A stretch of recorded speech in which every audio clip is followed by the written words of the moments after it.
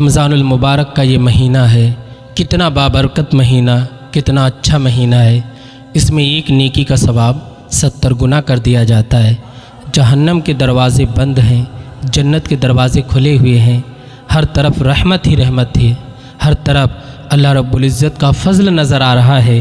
میرے دوستو، میرے عزیزو، یہ رمضان المبارک کا عظیم مہینہ ہماری اور آپ کی زندگی میں آیا ہے، تو اس کی قدر کریں، عزت کریں، ہر گناہ سے بچیں، ظاہری گناہ بھی نہ کریں، باطنی گناہ بھی نہ کریں، اللہ کو راضی کریں۔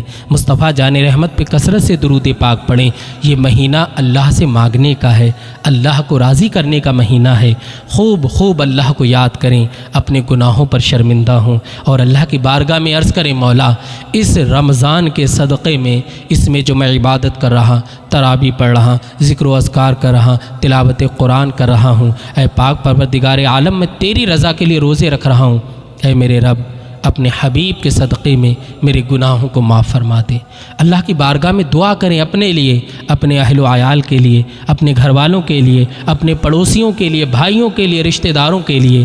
اللہ پاک آپ کی دعا کو قبول فرمائے۔ میرے دوستو، میرے عزیزو، یہ رمضان المبارک کا مہینہ، ارے جو لوگ انتقال کر گئے، اللہ کی عزت کی قسم، اگر انہیں دنیا میں آنے کے لیے کہا جائے اور رمضان کا مہینہ ہو تو وہ اتنی عبادت کریں کہ عبادت کرتے کرتے انہیں موت آ جائے۔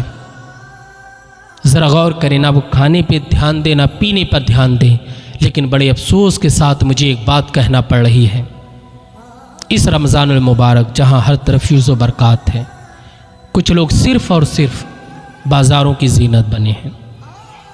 میرے دوستو، بازاروں کی زینت نہ بنو۔ یہ کھانے کا مہینہ نہیں ہے، یہ اللہ کو راضی کرنے کا مہینہ ہے۔ تھوڑی بہت دیر کے لیے آپ جائیں، ہفتے میں 1-2 بار تو صحیح ہے، کچھ لوگ ایسے ہیں۔ اسی رمضان کی بات کرتا ہوں میں کہ نماز تراویح کے بعد وہ نکلتے ہیں اپنے گھروں سے اور سحری کرنے کے لیے آتے ہیں، اور کچھ ایسے ہیں جو سحری بھی نہیں کرتے ہیں۔ یہ شہروں کی بات بتا رہا ہوں میں۔ گاؤں دیہات میں تو الحمدللہ آج بھی باقاعدہ گھروں میں سحری بنتی اور آدمی کھاتا ہے، افطاری گھر میں کرتا، کہیں باہر نہیں جاتا۔ دنیا کس موڑ پہ جا رہی ہے؟ آپ لوگ کیا لے کر کے جاؤ گے اپنے اعمال؟ وہ اعمال جو صرف گناہوں میں ہیں۔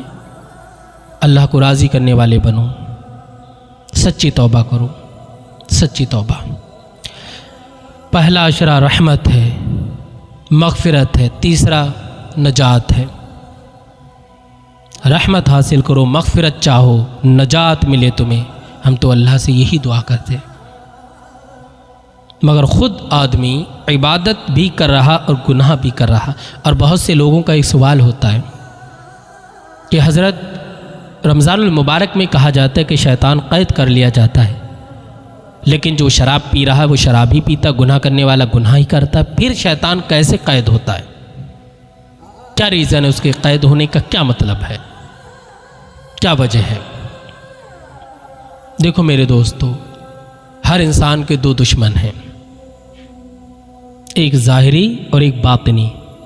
ظاہری دشمن ان شیطان للانسان عدو مبین، ظاہری دشمن شیطان ہے، اللہ نے فرمایا یہ تمہارا کھلا ہوا دشمن ہے۔ اور باطنی ہمارا نفس امارہ، جو گناہوں کی طرف ہمیں لے کر جاتا ہے، یہ ہمارا کھلا ہوا دشمن نہیں، پوشیدہ ہے۔ رمضان میں ظاہری دشمن قید کر دیا جاتا ہے، یعنی شیطان، لیکن جو باطنی دشمن ہے، جو گناہوں پر ابھارتا ہے، غلط کاموں پر ابھارتا ہے، شراب پینے پر ابھارتا ہے، وہ تو ابھی بھی ہمارے دل میں ہے، وہ قید نہیں ہوتا ہے۔ یہی وجہ ہے کہ 11 مہینے جو گناہ کرتے ہیں، ان کا نفس گناہ کرنے کا اتنا عادی ہو جاتا کہ رمضان کے مہینے میں بھی وہ چین سے نہیں بیٹھتا، وہ گناہ کرتا رہتا ہے۔ اس لیے اللہ کی بارگاہ میں صدق دل سے توبہ کرو، اللہ ہمارے گناہ صغائر و کبائر معاف فرمائے۔ یہ دنیا ہے، یہاں جو جیسا کرے گا اس کے ساتھ ویسا ہی ہونے والا ہے، کوئی نہیں بخشا جائے گا۔ آج جو ظلم کر رہے ہیں، زیادتی کر رہے ہیں، لوگوں کو مار رہے ہیں، لوگوں کا خون بہا رہے ہیں، قتل کر رہے ہیں لوگوں کو، وہ یہ سمجھتے ہیں ہمیشہ رہیں گے؟ نہیں، اسی دنیا میں ان کے ساتھ بھی ہوتا ہے، اور اگر یہاں سے بچ گئے تو مرنے کے بعد تو جہنم میں عذاب رکھا ہے ان کے لیے، شدید عذاب میں گرفتار کیے جائیں گے۔ اللہ کی بارگاہ میں ہمیشہ توبہ کرتے رہا کرو۔ اللہ پاک ہمیں رمضان المبارک کی فیض و برکات سے مالا مال فرمائے۔